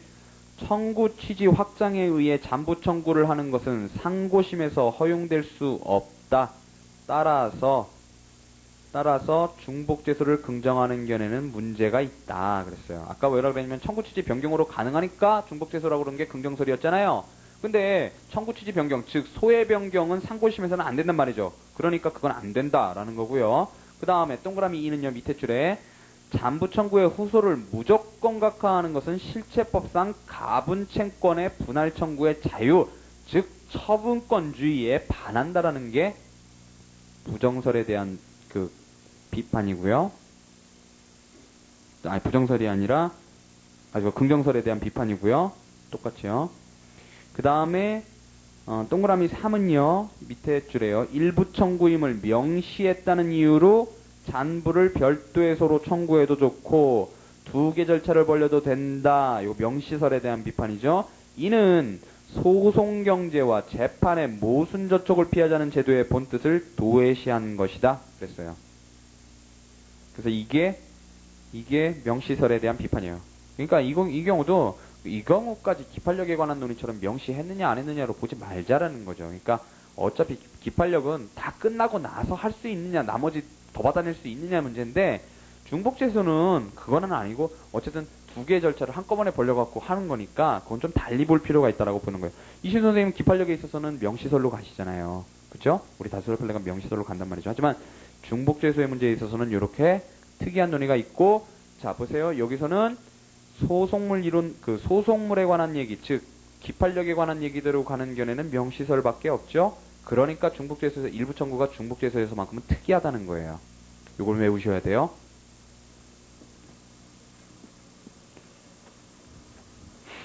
그 다음에요. 이제 마지막 문제가요. 중복재소 금지 원칙의 확대 시도 그랬는데 거기 옆에 동그라미 4 하시고 쟁점이요 써놓으세요. 선결적 법률 관계 이렇게 가로 안에 써놓으시고요. 그러니까 우리가 지금 C까지 있는데 C를 뭐 동그라미 3이라고 하면 이걸 동그라미 4라고 할 수 있다는 거죠. 쟁점이요. 그리고서 선결적 법률 관계 하시고요. 자, 그 확대 시도는 뭐냐면요. 셋째 줄에요. 양소에 있어서 사실관계 내지 그 자료가 공통해서 청구의 기초에 동일성이 있으면 그 다음에 두 개의 사건이 쟁점이 공통되다면 그걸 동일 사건으로 처리하자라는 거예요. 즉 소송물이 달라도요. 자, 이 경우에는 청구 취지의 확장이나 반소 제기의 길을 택하여야 한다 그랬어요. 청구 취지 확장이나 반소 제기의 길을 택해야 한다 그랬고요. 그건 뭐 그렇게 중요한 거 아니고요. 자, 그 다음에 예를 들면 이제 나와요. 보세요. 매매의 효력이 주요 쟁점으로 된 경우에 매수인이 매매기에 목적물 인도 청구를 하고 있어요. 근데 매도인이요, 매매의 효력을 부정을 하면서 이전 등기 말소 청구를 별도의 소로 구하는 경우에요. 그러니까 매매기에서 이미 이전 등기가 넘어갔어요. 매수인한테. 이전 등기는 넘어갔는데 목적물을 안 줘요. 매도인이요. 목적물을 안 줘서 그래서 매수인이 매매기에서 목적물 인도 청구를 들어갔단 말이죠. 그랬는데 그때 매도인이 오히려 매매 효력을 부정을 하면서 이전 등기 말소 청구를 한단 말이죠. 그랬을 때 보세요. 소송물 동일해요?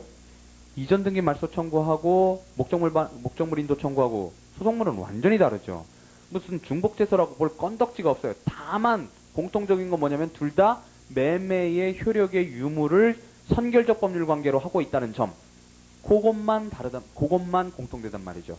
그런데 그럴 때 중복제소로 긍정한다는 거예요. 자, 그래서요. 그 다음에요. 소유권에 기한 등기말소 청구 소송 계속 중 동일부동산에 대해서 또 이번에는 소유권 확인 청구. 이건 뭐예요?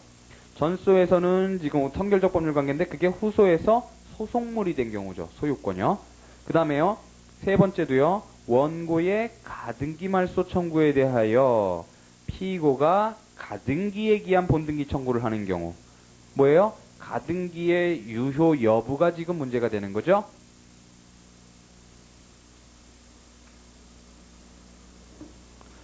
자, 그 다음에 슬러시를 딱딱 보시면은요. 비판이 나오죠. 밑에 줄에요. 양자는 소송물을 달리할 뿐더러 전소의 판결이 후소의 판결을 무익하게 만드는 경우도 아니므로 동일 사건이라는 것은 무리다. 우리 법제상 쟁점효 이론을 받아들일 수 없는 한 더욱 그렇다. 판례도 부정적이다. 그랬어요. 우리 통설 판례는 다 부정하고요. 그 다음에 맨 밑에 줄에요. 이때에도 단일 절차로 병합하자. 심리 노력은 해주자. 라는 거예요. 자, 그래서 거기 각주 6번에 보시면은요. 이전 등기 청구권에 대해서 그 사위 판결, 편취 판결을 한 경우에 아직 확정되지 않고 기판력이 없는 판결이므로 불복 항소할 수 있으나 이에 의하지 않고 별소로 사위 판결로 이전된 이전 등기 말소 등기를 청구를 하는 때 전자와 후자는 소송물을 달리해야 하므로 중복 제소가 아니다 그랬다는 거예요. 이거 판결 편취에 관한 얘기예요. 판결 편취에서요. 판결 편취인데 이게 자, 불복 항소할 수 있으나 그랬으니까 뭐겠어요, 이게? 자백간주형 판결 편취에 관한 얘기겠죠. 그런데 별소를 제기했단 말이죠. 별소를 제기했는데 뭐를 별소로 했냐면 그 판결에 의해서 넘어간 소유권 이전 등기를 말소하라고 했단 말이죠. 그거는 기판력에 바로 그때는 소송물을 다르니까 중복소송 아니다 그랬다는 거예요. 이거는 이제 판결 편취에서요. 판결 편취에서 보실 거예요. 구제 방법에서 보실 거고요. 말소 등기 청구하고 이전 등기 청구하고 그게 소송물 다르다 이렇게 봤다는 거고요. 그 다음에요. 이제 마지막이요. 전소 소송 계속 중에 후소 소송 계속이 있을 것, 즉 후소를 제기했을 것 그랬는데요. 자, 반가로 1 첫째 줄에요. 같은 법원에 제기되었든 다른 법원에 제기되었든 불문한다 그랬고요. 후소가 단일한 독립의 소유일 것에 하나지도 않는다 그랬어요. 그러니까 예를 들어서 어떤 청구하고 병합돼 있다든지 아니면은 다른 지금 별수에서 청구 변경이나 반소나 소송 참가 등의 방법으로 제기됐지 문제 안 된다 그랬어요. 그거는 뭐 위에만 줄을 쳐놓으시면 되고요. 그 다음 반가로 2에요. 전소가 소송 요건을 구비하지 못한 부적법한소라도 무방하다. 거기를 박스 치시고요. 부적법한소라도 무방하다. 후소의 변론 종결 시까지 전소가 취하 각하 등에 의해서 소송 계속이 소멸되지 않으면 후소는 어쩔 수 없이 중복제소에 해당한다 라는 거예요. 그러니까 부적법한 소송 계속도 인정이 된다라는 거고요. 그 다음에 자, 중복소재기에 이제 효과가 나오죠. 자, 중복제소가 아니어야 된다는 것은 소극적 소송 요건 거기다 박스를 치시고요. 자, 이건 뭐예요? 제소금지 사유죠. 법률상 제소금지 사유에 해당하는 거예요. 그 다음에요. 둘째 줄에 직권조사 사항 박스 치시고요. 그래서 밑에 줄에 부적법 각하하고요. 슬래시를 닦으시면은요. 동일한 사건이라 하여도 그랬어요. 전소의 기록 분실 거기다 박스를 치시고요. 그때 소송을 진행할 수 없는 경우에 기록의 재편제를 위한 신소제기는 중복소송이 아니다 그랬고요. 하지만 각조 4번을 보시면요. 그러한 경우에도 전수와 후소의 계속법원이 다르면 그때는 중복제소라고 한다는 게 우리 판례고요. 그러니까 기록 분실 때문에 소를 제기하려면 그 법원에 그대로 제기하라는 거예요. 자, 우리 기록 분실 됐을 때 기판력도 없다 그랬어요. 그죠? 다시 할 수 있다 그랬고요. 기록의 재편제를 위한 신소제기는 중복소송이 되지 않는다 그랬고요. 자, 거기서 슬래시를 딱 닦으시면은요. 그 다음에 그러니까 아까 이건 무슨 얘기냐면 그 패러그래프를 전체를 묶으면 원칙은 소각하지만 예외로 적법한 경우 전수 기록 분실 그런 건 얘기고요. 그 다음에 슬래시를 딱딱 끄시면은요. 이번에는 간과 판결이 나오는 거예요. 첫째 줄에 간과 판결 하면은요. 밑에 줄에 상소 동그라미 그 다음에 확정되었을 때는요. 당연히 재심 사유는 아니고요. 그러니까 똑같은 소가 지금 중복제소로서 똑같이 확정이 됐단 말이에요. 그러면 그때 당연히 재심 사유가 되는 건 아니고 그렇다고 당연무효도 아니고요. 다만 전후 양수의 판결이 모두 확정됐지만 그게 모순 저촉이 될 때에는요. 제소 시기를 불문하고 어느 게 전후소인가를 불문하고 뒤에 확정 판결이 재심 사유가 되는 거예요. 그게 먼저 제기된 소라고 하더라도요. 먼저 소송 계속이 있었던 소라고 하더라도 어쨌든 확정 판결 두 개가 모순 저촉이 나는 경우가 지금 발생해버리면 뒤에 확정 판결이 앞에 확정 판결의 기판력에 저촉되게 된다는 거예요. 그래서 그게 재심 사유로 규정되어 있는데 10호에 있다는 거죠. 하지만 밑에 줄에요. 취소되기 전까지는 즉 재심에 의해서 취소되기 전까지는 뒤에 판결이 오히려 새로운 것이기 때문에 존중은 하자 그랬어요. 그냥 하나만 한 얘기죠. 그 다음에 이제 중복제소가요. 우리나라 자체에서만 문제가 되는 게 아니라 똑같은 소송이 지금 미국에서도 열리고 우리나라에서도 열렸을 때 그때 이거 중복제소에 해당한다고 할 건가? 요게 문제가 돼요. 요게 문제가 되는데요. 자, 문제는요. 첫째 줄, 둘째 줄에 나와 있죠. 문제 표시하시고요. 외국 법원에 소가 제기되어 계속 중에 동일 사건에 대해 국내 법원에 제소했을 때 중복소송인가? 그랬어요. 그러니까 국내 법원에 계속 중에 외국 법원에 나중에 후소로 제기된 경우는 우리가 신경 쓸 필요 없죠. 그건 그쪽에서 알아서 할 문제고요. 문제는 이제 외국 법원에 지금 그 소가 제기되어 있는데 우리 법원에 이제 소를 제기한 경우 이걸 중복제소 처리할 건가? 그게 문제라는 거예요. 그래서 거기 지금 세 가지 견해가 나와 있는데요. 처음에 규제 소극설, 그 다음에 승인 예측설, 그 다음에 세 번째 비교 형량설 그랬어요. 자, 그래서 정 교수님이 규제 소극설을 취하시는데, 자, 외국 법원의 사건 계속은 소송 계속 개념 속에 해당하지 않는다라는 거고요. 따라서 국내 법원의 소제기가 무방하다. 즉 부정설이죠. 중복제소 부정설이고요. 그 다음에 승인 예측설은요. 어떤 조건 하에 그거를 중복제소가 된다라고 보는 거예요. 자, 뭐냐 하면 저 비교 형량설도 마찬가지고요. 그러니까 그 조건을 뭘로 달 거냐 그런 거고요. 무조건 중복제소를 긍정하는 입장은 없단 말이죠. 자, 승인 예측설은요. 거기 장차 217조에 의해 우리나라에서 승인을 받을 가능성이 예측, 거기다 박스를 치시고요. 승인받을 가능성이 예측되는 때에는 소송 계속 그랬고요. 이와 같은 경우 외국 법원의 소송 계속 중에 동일 사건에 대해서 국내 법원에서 제소를 하면 중복제소로서 각하를 하자 그랬어요. 이게 무슨 얘기냐면요. 기판력에 관한 216조와 218조 사이에 사실은 외국 판결의 효력이라는 조문이 끼어 있어요. 이게 왜 여기 끼어 있느냐 하면 결국은 기판력의 범위에 관한 문제인데 그거는 이제 장소적 범위에 관한 문제라고도 할 수가 있어요. 뭐냐면 외국에서 난 판결을 우리나라에서 그 기판력을 인정해서 만약에 우리나라에서 집행을 해달라고 외국에서 요구를 했을 때 우리가 그 판결을 인정을 해서 집행을 해줄 것인가? 요 문제가 된단 말이죠. 결국 문제를 뒤집으면 외국 판결을 승인할 것인가의 문제는 우리나라에서 그 판결을 승인을 해서 집행을 해줄 수 있는가? 예를 들어서 패소한 피고가 우리나라 사람일 때 그 문제로 된단 말이에요. 그래서 사실은 기판력의 객주관적 범위 사이에 껴있어요. 이 문제가. 그 판결의 기판력 문제이기 때문에 사실은. 기판력 집행력 문제이기 때문에요. 그래서 보시면은요. 217조예요.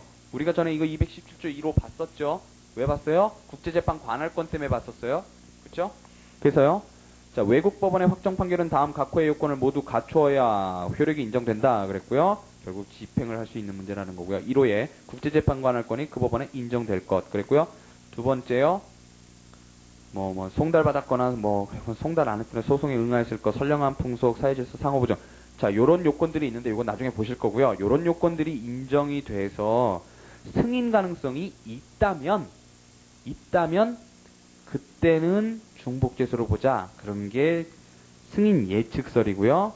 그 다음에 비교 형량설은요, 뭐냐면 사안별로 외국과 우리나라 가운데 어디가 적절한 법정지인가를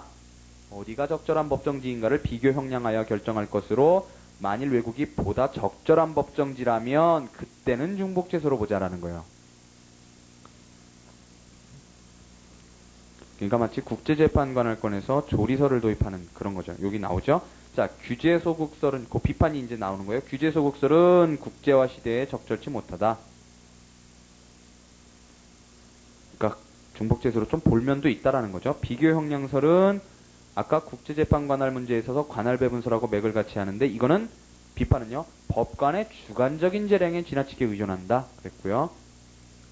그러므로 승인예측설이 타당하다 그랬는데요.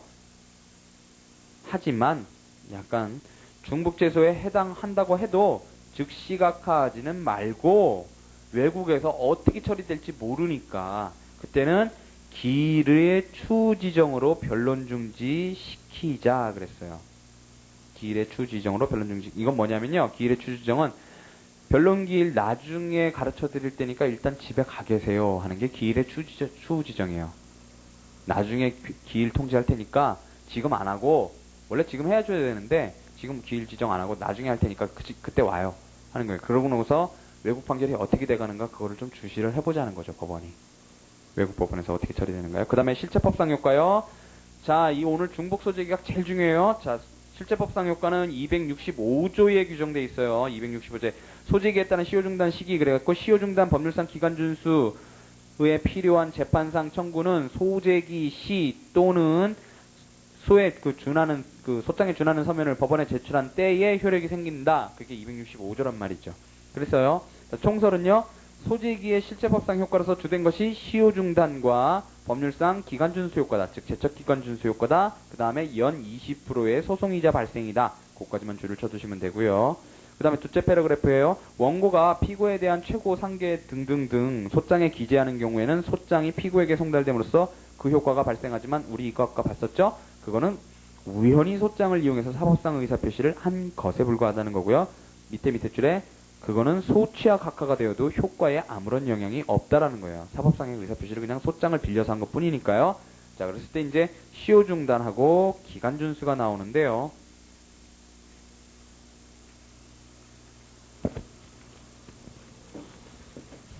자, 시효중단도요, 범위가 문제돼요. 시효중단 범위요. 자, 이게 병변 중기재 처시 할 때 소송물 이론 나온다 그랬었어요. 시효중단 범위에서요. 자, 원칙은요, 당연히 소송물인 권리관계가 문제가 되고요. 그래서 당연히 소송물 이론이 먼저 나오고요. 왜요? 채무불이행에 의한 손해배상 청구를 하면 불법행위에 의한 손해배상 청구권도 시효중단 되느냐, 이 문제고요. 그 다음에 두 번째는요, 일부 청구 역시 문제가 되고요. 전부에 대해서 시효중단되느냐, 일부에 대해서만 시효중단되느냐, 그러면 어떻게 되겠어요? 잠부 청구에 대해서 긍정하는 견해, 그 다음에 부정하는 견해, 명시설 이렇게 있는데, 자, 긍정하는 견해에 의하면, 일부 청구 긍정설에 의하면 어때요? 소송물이 일부죠? 일부니까 역시 일부만 중단된다는 거고요. 그 다음에 일부 청구 부정설에 의하면 소송물이 전부죠. 그러니까 전부가 시효 중단되고요. 그 다음에 명시설에 의하면 나눠서 보겠죠. 명시를 했느냐 안 했느냐로 나눠서 볼 거예요. 했으면 일부가 시효 중단되고 안 했으면 전부가 시효 중단된다, 이렇게 보는 거예요. 자, 소송물에 관한 얘기대로 그대로 가죠. 기판력에 관한 얘기대로요. 그대로 가는 거예요. 그 다음에 그 기간준수 범위도요. 확장은요. 첫 번째는요, 소송물인 권리관계가 시효 중단되는데, 문제는 공격 방법과요, 방어 방법으로 제기된 권리, 제출된 권리에 대해서도 시효 중단되는가 요게 문제가 되고요. 그 다음에 문제는 요 방어 방법에서 특히 응소를 한 것이 시효 중단 사유가 되는가. 즉 우리 민법에는요 재판상 청구에 시효 중단을 인정해 준단 말이죠. 근데 응소도 되는가 우리 민법에서 지겹게 봤었어요. 그렇죠? 그게 나오는 거고요. 그 다음에 결국은 같은 문제인데 이거를 별도로 그냥 서술을 하시는 건데 선결적 법률 관계에 있는 권리 관계도 시효 중단되는가 그게 문제돼요. 이게 확장되는 거고요. 그 다음에 출소기간 준수 범위는요. 즉 제척기간 내지 출소기간 준수 범위는요. 뭐 이것도 어차피 마찬가지인데요. 원칙대로 그냥 써주시면 돼요. 소속물인 권리관계에만 기간 준수 인정된다. 그러니까 역시 뭐가 문제돼요? 소속물 이론과요. 그 다음에 두 번째 일부 청구도 역시 문제가 되겠죠. 예를 들어서 자 이혼 청구를 하는데 어떤 기간이 있단 말이죠. 이혼 청구를 하는데 기간이 있는데 부정한 행위에 기해서 즉 불륜을 저지른 것에 대해서 이혼 청구를 한 경우에 그 아내가 남편을 맨날 때렸던 것에 대해서 이혼 사유가 되는 것도 기간 준수 범위에 들어가느냐 하는 거예요. 그러니까 맨 처음에는 부정행위만 가지고 이혼 청구를 했단 말이죠. 그건 기간 내에 했어요. 그렇지만 나중에 기간이 지난 다음에 이번에는 심히 부당한 대우를 가지고 이혼 사유로 예를 들어 청구를 했을 때, 추가를 했을 때요. 그때 그거 받아들여 줄까, 안 받아들여 줄까? 요것도 원칙적으로 소속물 이론에 관련된 문제겠죠. 자, 그게 소속물 이론에서 나오고요. 그 다음에 일부 청구도 마찬가지고요. 보시면은요, 거긴 확장에 대한 얘기는 안 나와요. 자, 시효 중단은요, 시효 중단 근거는요, 권리 행사설에만 줄을 쳐두세요. 권리자가 권리 위에 잠자지 않고 단호하게 권리를 행사하는 점에 근거를 찾는 권리 행사설. 이게 통설 판례니까요. 맨 밑에 판례 통설은 권리 행사설이다. 거기만 줄을 쳐두시면 되고요. 권리 확정설 이런 걸 뭐 쓰실 일은 없어요. 그 다음에 중단의 대상은요. 자, 우선요. 어떤 소의 형식에 의해서 정단되느냐에 따라서 첫째 줄에 이행 동그라미 이행의 소. 그 다음에 밑에 줄에 확인의 소 동그라미요. 그때도 중단의 효력이 생긴다 그랬고요. 그 다음에 밑에 줄에 응소행위 그랬어요. 응소행위도 동그라미 치시고요. 응소행위 그것도 중단 효력을 긍정하고요. 그 다음에 그 밑에 줄에요. 형성해소 예컨대 재심해소 그랬어요. 그것도 중단 효력 인정하지만 맨 밑에요. 행정소송의 제기는 중단 사유가 아니다 그랬고요. 하지만 우리가 행정법에서 본 것처럼 각조 5번에요.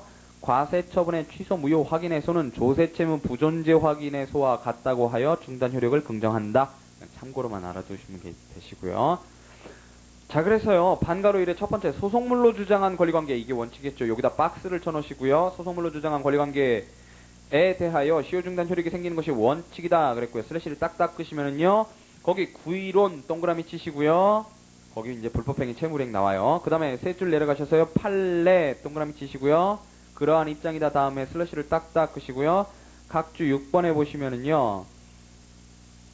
원인 채권에 기해 청구한 것만으로는 어음 채권의 소멸시효를 중단시키지 못하나 반대로 어음 채권에 기해 청구한 경우는 원인 채권의 소멸시효를 중단시키는 효력이 있다. 근데 그냥 요거는 참고로만 알아두시고요.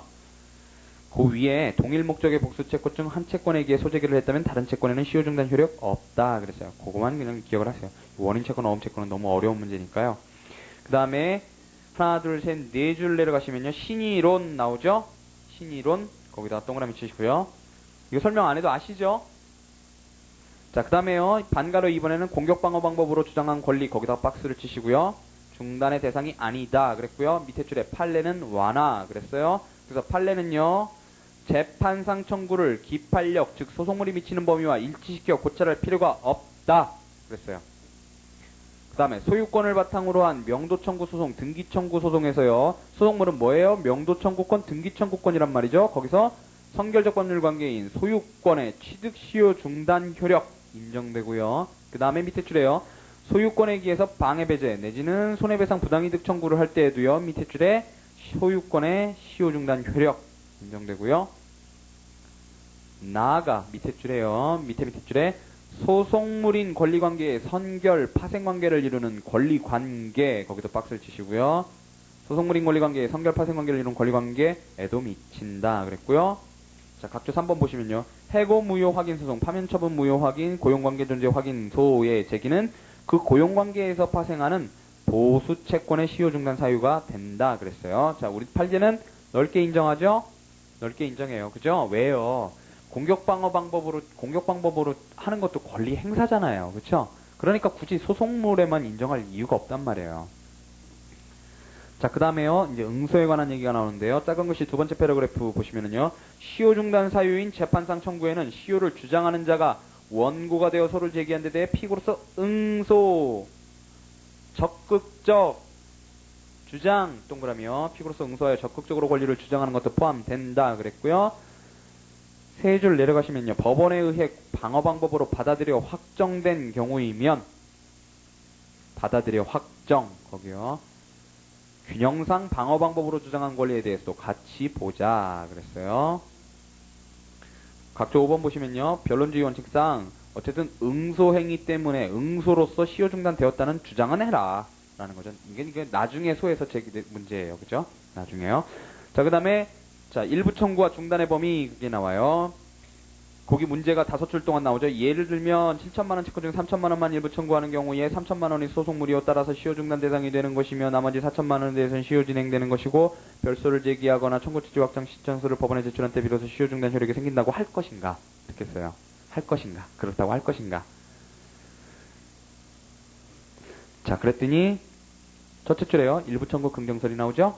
그게 일부 중단설이에요. 페이지를 넘기시면 일부 중단설이 있는데 줄을 치시고요. 우선 명시한 경우이든 밑에 줄에요.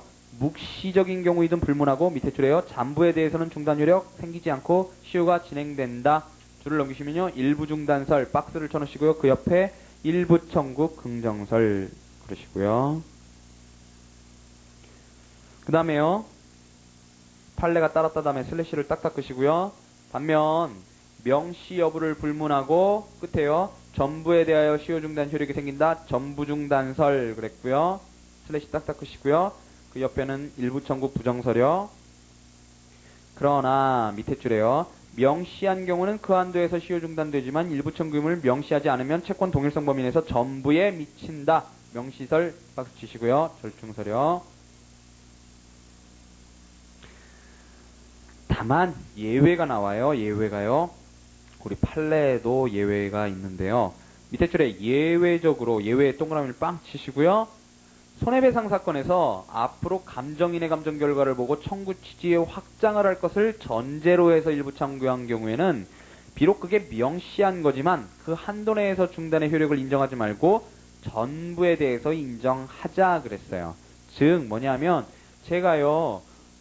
청구를 하긴 하는데 일단은 제가 손해가 얼마인지 몰라갖고 2천만 원을 청구하는데 제가 지금 감정 나오는 데 따라서 손해가 얼마가 될지 모르니까 그때 되면은 뭐 얼마가 되느냐에 따라서 다 청구할 거예요 라는 취지로다가 청구를 한 거라면 그때는 전부에 대해서 인정해 준다는 거고요. 그 다음에 법률상 기간 준수 보시면은요. 자, 첫 번째 의의가 나오죠. 기간이라 함은 법률상 기간이라 함은 출소기간 그 밖의 청구를 위한 제척기간 등 권리나 법률 상태를 보존하기 위해 일정한 기간 안에 소를 제기하지면 안 되며 즉 출소기간이죠. 그것이 지나면 권리 등이 없어지게 되는 기간 그랬고요. 거기 몇 가지만 줄을 쳐주세요. 밑에 줄에 채권자 취소소송, 상속회복소송 그랬고요.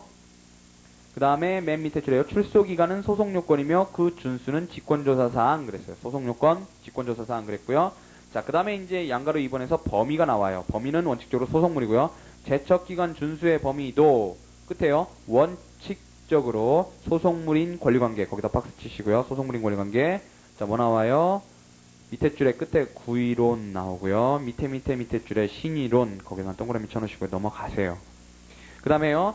점 2에는요. 이제 일부 청구 얘기가 나와요. 앞에는 소송물 이론이고요. 점 1은 제척기간 내에 명시적 일부 청구 거기다 박스를 치시고요. 한 채권에 터잡아 잠부를 확장 박스 치시고요. 했다 하여도 제척기간 내에 청구한 수액을 초과한 부분 박스 치시고요. 청구는 제척기간 도가 박스 치시고요. 소멸되었다. 뭐예요? 명시설이요. 옆에다 명시설 써놓으세요. 그러니까 여기서는 별로 그렇게 문제 심각하게 안 되는 거죠. 사실은 근데 여기도 일부 청구 긍정설, 부정설, 명시설대로 가는 거예요. 그 다음에요. 효력 발생 및 소멸 시기 그랬는데 시효 중단이나 법률상 기간 준수 효력은 소제기 시, 즉 소장을 법원 내에 제출한 때 발생한다. 소송 계속의 효과와 달리 그것까지 줄을 쳐놓으시면 되고요. 세 줄 내려가셔서요. 소송 중에 소의 경우에는 소장에 해당하는 서면을 법원에 제출한 때 효력이 생긴다. 그 다음에 거기 뭐 구술, 제소 이런 거 나와요. 그때는 뭐 구술 진술한 때나 뭐 그건 보나마나한 얘기고요. 시효 중단 및 기간 준수 효력은 소취와 각하로 소급해 소멸한다. 민법 규정이 있고요. 그러나 소송 이송에 의해는 소멸되지 않는다. 이거 우리 관할할 때 본 거죠? 이송할 때요. 소송 계속의 이전, 그 다음에 이송 결정의 기속력, 그 다음에 기록 송부 이런 걸 봤었어요. 그쵸?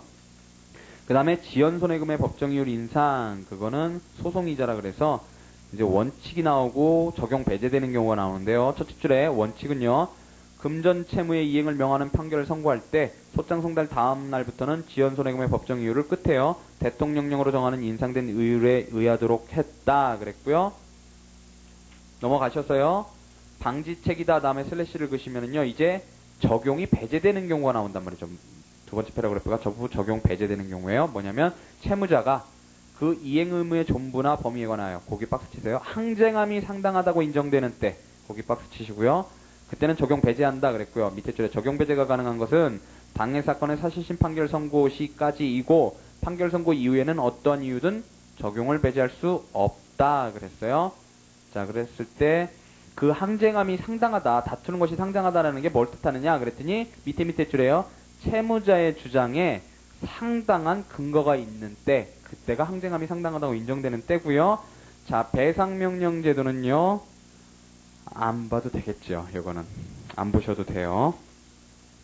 개념에만 줄을 쳐놓으세요. 첫째 줄 그 배상명령이라 하는 데부터요. 셋째 줄까지만 줄을 쳐놓으시면 돼요. 의의예요. 요건 안 보셔도 되고요. 그 다음에 소재기에 대한 피고의 대응 태도도요. 첫 번째 줄에 보시면은 처분권주의, 변론주의 원칙 그랬고요. 그 다음에 불방어 그래서요. 둘째 줄에 답변서조차 제출 아니할 수 있다 그랬고요. 그 다음에 밑에 줄에 청구 일락을 할 수도 있다 그랬고요. 네 말 다 맞다. 네 권리 있다. 이렇게 해요. 그렇게 할 수 있다는 거고요. 그 다음에 방어하는 경우는요. 둘째 줄에요. 청구를 배척하는 내용의 판결을 신청. 이거 반대 신청이라고 그랬죠. 청구를 배척하는 내용의 소각하나 청구 기각 신청하는 경우에요. 먼저 첫 번째요. 소송상 이유를 들어서 본안전항변 소각합 판결 그랬고요. 이거 소각합 판결에 반대 신청하는 경우죠. 그 다음에 두 번째는 본안 문제에 대해서요. 실체상 이유 청구 기각 판결 그랬고요. 거기에 주장 사실에 대해서는요. 밑에 줄에 자백, 그 다음에 그 밑에 줄에 점 2의 부인 그랬고요. 점 3의 밑에 줄에 부지 그랬고요. 그 다음에 그 줄의 끝에 항변 그랬고요. 이건 나중에 다 보실 거고요. 밑에 줄에 권리멸각 사실에 해당하는 상기항변에는 여러 가지 특이한 소송법상 효과가 있다 그랬어요. 상기항변은 특이하게 취급한다 그랬어요. 그냥 항변처럼 취급 안 하고요. 그 다음에 양가로 3번에는요. 이번에는 관할 위반을 이유로 이송 신청 그랬어요. 신청권 없죠. 그 다음에 공격적 방어 반소 등 그랬는데 요걸 이제 피고가 대응하는 것 중에 아예 이번에는 아예 공격을 하는 경우가 있단 말이죠. 밑에 줄에 반소 또는 중간 확인해소 거기다 줄 치시면 되고요. 그 다음에 화해하는 방법도 있다는 거죠. 소송상 화해 그랬어요. 자, 그렇게 보시면은요. 변론에 이제 들어가게 돼요. 변론에 들어가게 되면 조금만 더 보시죠. 변론에요. 자, 거기 첫째 패러그래프는 보실 게 없고요. 맨 마지막 줄에 현행법은 구술에 의한 변론, 즉 구술 심리를 원칙으로 한다 그랬고요. 134조요. 자, 변론의 의의와 종류 이렇게 나오는데 우리가요. 자, 심판은 뭐라 그랬어요? 심리와 판결이라 그랬고요. 심리는요. 변론과 증거 조사를 합친 거죠. 변론은요. 사실 주장과 증거 신청을 합친 거였어요. 그렇죠? 그래서 사실 주장 증거 신청, 즉 변론에 해당하는 게 최협이고요. 그다음에 변론과 증거조사 즉 다 합친 게 그게 협이고요. 그 다음에 심리하고 판결 다 합친 게 광이거든요. 근데 어쨌든 보세요. 변론이라 함은 기일에 수소법원의 공개법정에서 당사자 양쪽이 구술에 의해 기일, 공개, 그 다음에 구술에 의하여 판결의 기초가 될 소송자료 즉 사실과 증거를 제출하는 방법으로 소송을 심리하는 절차다 그랬어요. 자, 제가 저번에 말씀드렸듯이 변론은 구술 변론을 개념적으로 내재하고 있어요. 구술로 하는 거를 내재하고 있어요. 자, 밑에 줄에요. 변론이라는 말은 여러 가지 의미로 쓰이는데 우선 점일에서는요, 넓은 의미가 나와요. 광이 소송 주체가 기일해하는 일체의 소송행위 그랬어요. 그래서 밑에 줄에요. 소송 주체는 여기서 법원 당사자 다 말하는 거죠. 변론이라 하면 신청, 진술, 증거 신청 등 당사자의 소송행위 박스 치시고요. 뿐만이 아니라 밑에 줄에 소송지휘, 증거조사, 판결 선고 등 기일에 있어서 재판기관이 기일해하는 소송행위 그것도 박스를 치시면요. 자, 당사자뿐만 아니라 재판기관이 하는 소송행위까지 전부 다 포함하는 게 광의의 변론이고 좁은 의미에서는요. 당사자의 소송행위와 증거조사만 그랬어요. 그 다음에 가장 최여비는요. 점 3에서 증거조사도 제외하고 당사자의 소송행위만 그랬어요. 자, 이것만 그냥 보시면 되고요. 그 다음에 변론의 종류도요. 심리 절차상의 차이 거기 줄을 치시면요. 그거에 의해서 구별이 되는데 필요적 변론이냐 임의적 변론이냐 이게 134조 1항에서 3항까지 얘기고요. 자, 134조는 그 총칙에서 소송 절차에서 변론에 관한 절이에요. 134조부터 시작되는 절이요. 그런데 자, 필요적 변론은요. 우선 원칙과 예외로 이루어져 있어요. 즉 원칙적으로 필요적으로 변론을 해야 되지만 무변론 판결이 되는 예외가 있단 말이죠. 자, 그래서요. 원칙 부분을 보시면은요. 그 줄 끝에요. 반드시 변론을 열지 않으면 안 되며 그 다음에요. 그게 그 앞에요. 판결을 하면은 거기다가 좀 줄을 쳐주세요. 판결을 하면은 반드시 변론을 열지 않으면 안 되며 그 다음에 거기 박스를 치세요. 구술진술만이 재판의 자료 그랬고요. 구술진술만 재판의 자료로서 참작되는 경우 요게 필요적 변론인데 거기 판결 절차 거기다 박스 치시고요. 판결 절차는 원칙적으로 필요적 변론에 의하지 않으면 안 된다 그랬어요. 그것을 필요적 변론의 원칙 거기다 박스를 치시고요. 그러니까 변론 열면 판결로 응답해야 되고요. 그리고 또 판결로 응답하는 그러니까 소를 제기한 경우에는 판결로 응답을 해야 되는데 소를 제기할 때는 어쨌든 판결 절차에 의하기 때문에 그때는 필요적 변론으로 간다는 거예요. 앞 뒤로 이렇게 되는 거죠. 밑에 줄에요. 서면상 진술은 특별한 규정이 없는 한 그것만으로 곧바로 판결의 기초 안 된다 그랬어요. 그게 이제 예외가 이제 148조 기일해태 했을 때 얘기해요. 진술간주 서면이요. 그렇고 무변론 판결에 되는 예외가 있는데요. 셋째 줄 끝에요. 소송 요건, 상소 요건에 보정불능에 흠이 있는 경우 각각 판결. 그때 변론 필요 없고요. 그 다음에 점 3에 보시면은요. 밑에 줄에 상고심 판결. 이거 변론 안 열죠. 원칙적으로요. 서면 심리한단 말이에요. 점 4에 보시면은요. 끝에요. 담보를 제공하지 않을 때 소각각 판결. 그렇고요. 이것도 담보 제공할 때 얘기했었고요. 그 다음에 5번에 점 5의 밑에 줄에요. 답변서 제출하지 않을 때 끝에 무변론 원고 승소 판결. 요때가 이제 판결 절차임에도 불구하고 무변론하는 경우고요. 그 다음에 임의적 변론은요. 자, 변론을 열 것을 요하지 않는 경우에 법원의 재량에 의해서 열 수도 있고 안 열 수도 있는 거. 그거를 임의적 변론이라고 그러는데 언제 그러냐? 둘째 줄에요. 결정으로 완결될 사건. 거기다 박스를 치시고요. 뭐 얘들은요. 뭐 제척 깊이, 관할 지정 뭐 이런 거 다 필요 없고 제척 깊이에만 줄을 쳐주세요. 제척 깊이요.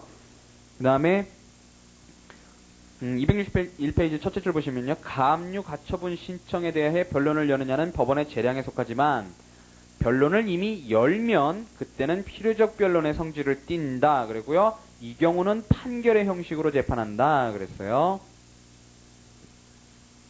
자, 양가로 2번에 보시면은요. 소송 기록에 의한 서면 심리만으로 재판할 수 있으나 끝에요. 신문을 할 수도 있다. 그랬어요. 134조 2항이요. 지금 134조 1항하고 2항 갖고 지금 이렇게 풀어 쓰는 거예요.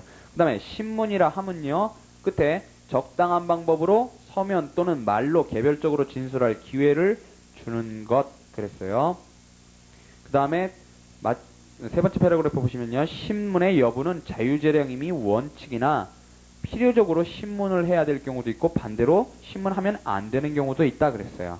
그건 뭐 그냥 줄만 쳐두시고요. 양가로 3번에요. 변론을 여는 경우라도 서면상의 진술도 거기도 박스요. 서면상의 진술 재판의 기초 박스 치시고요. 자, 임의적 변론에서는 서면 심리가 원칙이기 때문에 서면상의 진술이 당연히 재판의 기초로, 결정의 기초가 된다는 거예요. 결정의 기초가. 자, 심리에 관한 재원칙 보시면은요. 자, 공개 심리주의.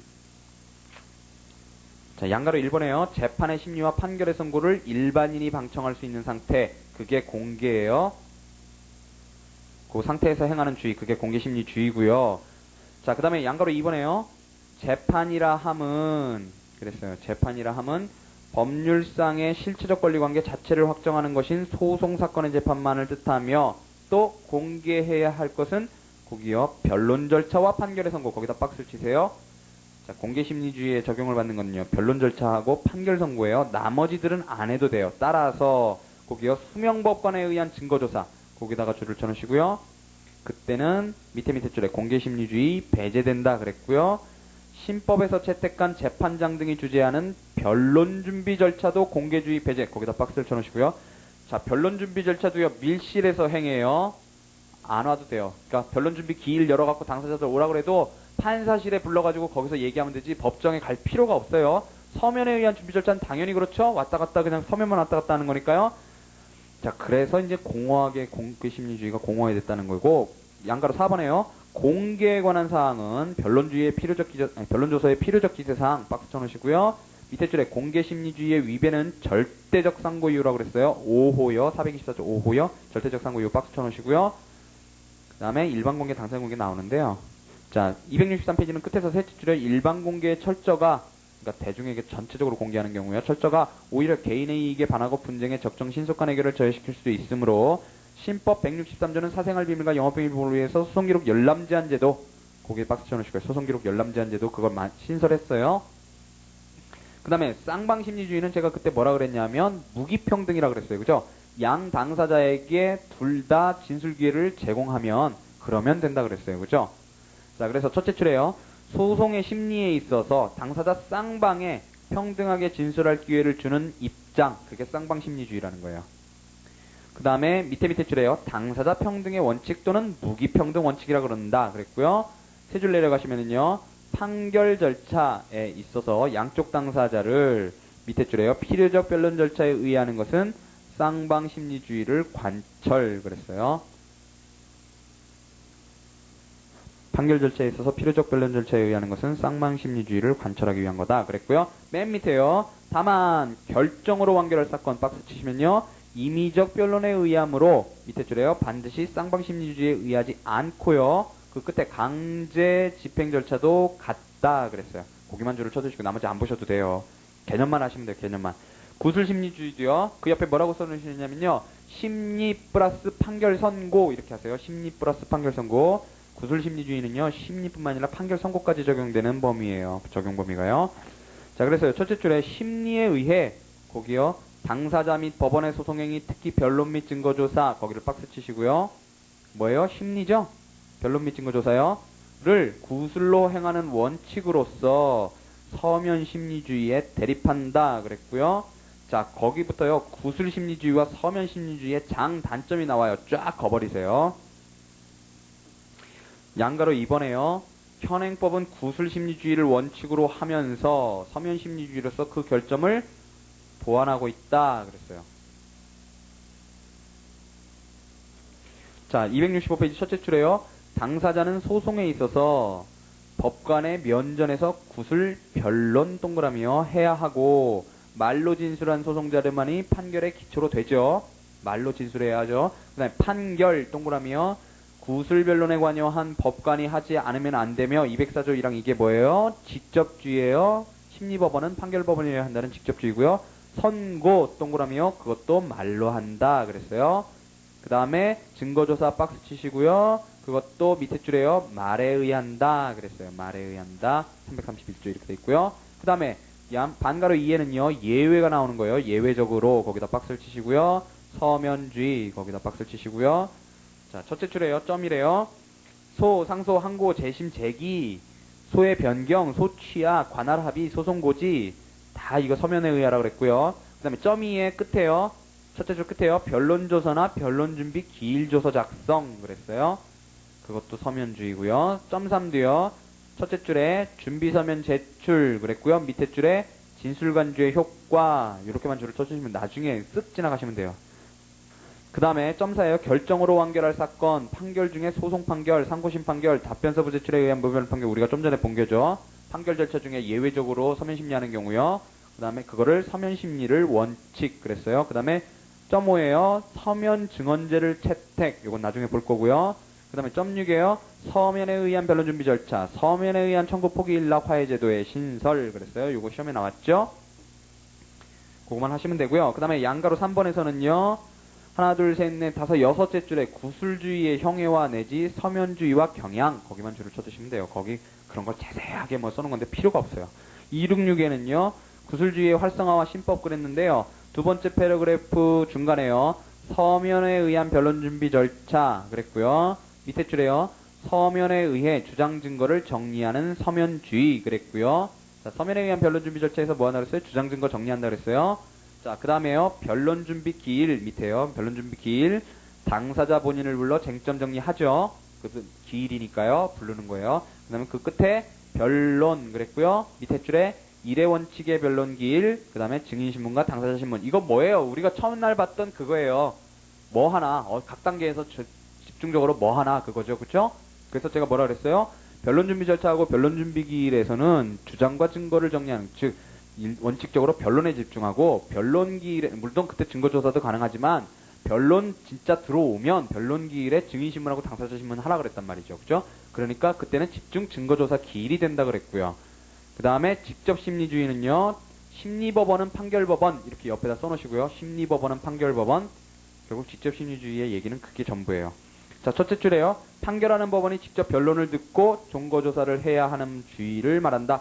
판결의 동그라미, 변론, 동그라미, 증거조사, 동그라미요. 자, 변론 증거조사 해야 된다. 뭐예요? 심리해야 된다. 뭐가요? 판결법관이요. 그러니까 심리법원은 판결법원이라는 거예요. 심리법관은 판결법관. 그런 거고요. 자, 세 줄 내려가시면은요. 현행법은 직접 심리주의를 원칙으로 해요. 그리고 판결은 그 기본되는 변론에 관여한 법관에 한하여 행하게 되어 있다. 자, 여러분 직접 심리주의가 심리에 관한 원칙 같지만 203조를 한번 펴보세요. 여러분 조문 찾으실 때도요. 198조부터 이제 재판에 관한 얘기들이 나오는데 자, 보세요. 거기 202조에 자유심증주의가 있죠. 203조에 처분권주의가 있죠. 204조에 직접주의가 나온단 말이에요. 왜 이게 재판 부분에 나올까요? 원칙적으로 판결을 할 때 원칙이기 때문에 나오는 거예요, 이게. 그래서 직접주의 보시면은요, 판결은 기본이 되는 변론에 관여한 법관이 해라. 법관이 바뀐 경우는 당사자가 종전변론경과 보고해라. 그 다음에 단독사건 판사가 바뀐 경우에 종전 신문한 증인에 대해서 다시 신문 신청하면 신문해야 한다. 합의부 법관은 반이 바뀌어도 그렇다. 이렇게 말이 나오는 거예요. 자, 그래서요, 양가로 이번에요. 직접 심리주의 예외 그랬어요. 예외 동그라미 치시고요. 첫 번째 변론의 갱신 절차 그래서요. 변론에 관여한 법관이 바뀐 경우에 그랬고요. 두째 줄 끝에요. 종전의 변론 결과를 보고하면 되는 것. 그래서 204조 2항에 동그라미 치시고요. 밑에 줄에요. 소송, 이송, 항소에 의해 법관이 바뀐 경우. 그 다음에 그 줄 끝에요. 재심사건의 본안심리에 들어서는 경우에도 필요 그랬어요. 요때도 법관들이 바뀌는 경우에는 하여튼 그전 거를 갖다 다 보고시킬 필요가 있단 말이죠. 그죠? 원래는 변론 새로 열어야겠지만 그건 너무 심하니까 그냥 결과만 진술시키는 형태로 그냥 간단 말이죠. 형식적으로요. AAA는요. 변론의 갱신 절차를 밟지 않았다 하여도 변론 종결 시에 당사자 양쪽의 소송관계를 표명하고 증거조사 결과에 대해서 변론을 했으면 그 위법은 치유된다. 왜요? 판결법관이 이미 마지막에 다 들었다 이거예요. 그래서 괜찮다 그런 거고요. 그 다음 B에는요. 수명법관 수탁판사에 의한 증거조사 그랬는데 두째 줄에요. 수명법관 수탁판사에게 증거조사를 시키고 그 결과를 기재한 조서를 판결자료로 하도록 했으며 그랬어요. 자, 그것도 직접 심리주의의 예외라는 거죠. 왜요? 수명법관은 그 합의부 부원 중에 한 명 시켜갖고 네가 따로 증거조사 해갖고 와 이거고요. 수탁판사는 다른 법원 판사에게 아예 부탁을 하는 거란 말이에요. 그러니까 판결을 내리는 법관들이 그걸 전부 듣는 건 아니죠. 증거조사를 직접 하는 건 아니란 말이에요. 그러니까 직접 심리주의 예외라는 거고요.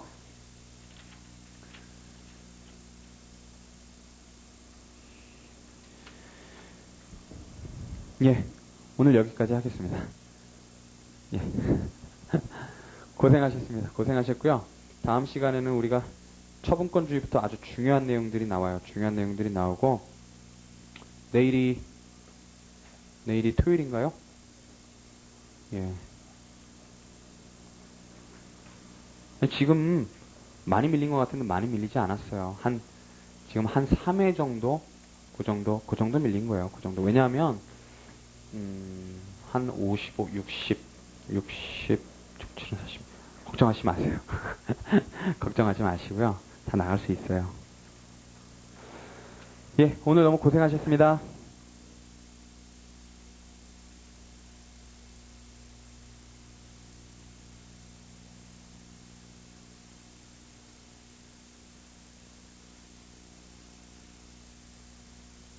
내일 1시에 시작해요. 1시에요. 좀 일찍 나오세요. 내일은요.